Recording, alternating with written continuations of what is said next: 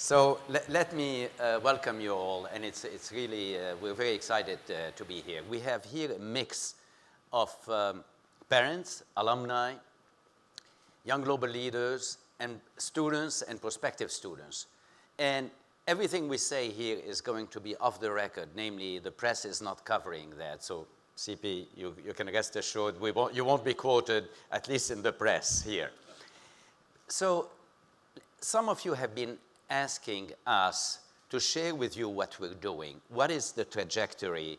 And as Rich said, you know, the trajectory is exciting. Yes, we're growing, but we're growing in a way that is very different from other places. We start with the idea, and here I'm talking to the prospective students and to the students. We start with the idea that, in fact, the AI revolution is going to change, is changing as we speak, the future of work, and we have a panel with CP on that. You know, up to 50% of the jobs are expected to disappear in the advanced economies, and in the emerging economies, up to, according to the World Bank, up to 70% of the jobs are bound to disappear. And those jobs are at every level. They are not only the manual jobs. Think about radiology, think about accounting, just to mention a couple, but the list is long and getting longer every day. From this perspective, you know, the purpose of higher education, and you heard me say that before, is to help our students, our learners become robot-proof. How do you become robot-proof? It's very simple. We believe that every person coming out of Northeastern, and every person who is an educated person, has to master what we call humanics. And humanics is the integration of three literacies: a tech literacy, understanding machines, and how, you know, the product, and how they, how humans interact with machines. That's the tech literacy. The data literacy, understanding what machines generate and how to use that. And third is the human literacy. And what is the human literacy? Is what we humans do that machines for the foreseeable future cannot duplicate. For the foreseeable future, at least in our lifetimes, and here I'm including the younger generations. What will happen beyond, we don't know. So what is the human literacy?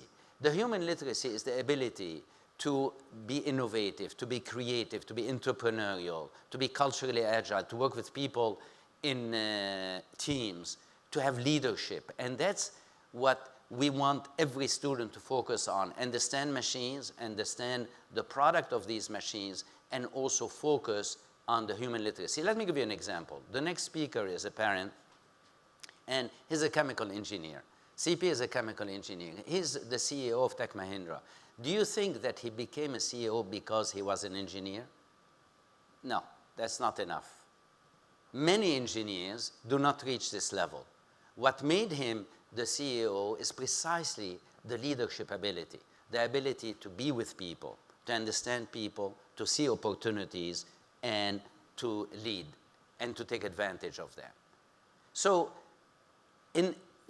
what we are saying is that every student coming out of Northeastern has to integrate humanics. And we are saying that we, as Rich Damore said, we have a very specific approach to doing it, because it is not enough to go study innovation, entrepreneurship, it is not enough to talk about how we need to lead. You have to practice that. We have to practice that, and you know it, we practice it through experiential education. Experiential education, namely co-ops, anchored around co-ops, will allow our students to understand themselves, also to understand, the world, and to see the opportunities. There is a gap, I can grab it. And they will understand also how to work with others, and that's why we are building a global university system, because we want our students to explore the world. And we are now in 7 continents. So what I said so far is 2 things: master humanics and do it through experiential education. But experiential education and co-ops give us an edge over machines. Machines do not know how to do file transfers. Namely, a machine is given a set of instructions, and they can deal with these instructions. They can even induct and understand a set of data, but they cannot transpose their knowledge to far context. Whereas humans, we do that constantly. You know, and that's what co-op will allow us to do, and that gives us an opportunity and an edge over machine. So you see now what's happening is the idea that whatever we do, focus on understanding machines and focus on what gives us an edge over them. Because if we compete with machines, we lose, and if they compete with us, they lose, and therefore the real medium, happy medium, is the interaction in such a way that take advantage of what they can give and focus on what we can do, and uniquely we humans. So the final aspect is that every one of us is becoming obsolete. Even by the time you graduate from Northeastern, you're already obsolete. Why? Because knowledge is moving, AI is moving forward, discovery is moving forward, and therefore we all need lifelong learning. And this is why, as Rich said, we have established a network of campuses all over the world. You know, how are we doing it? First, in the United States, we have established our own campuses in Seattle, Silicon Valley, and Charlotte. Similarly, in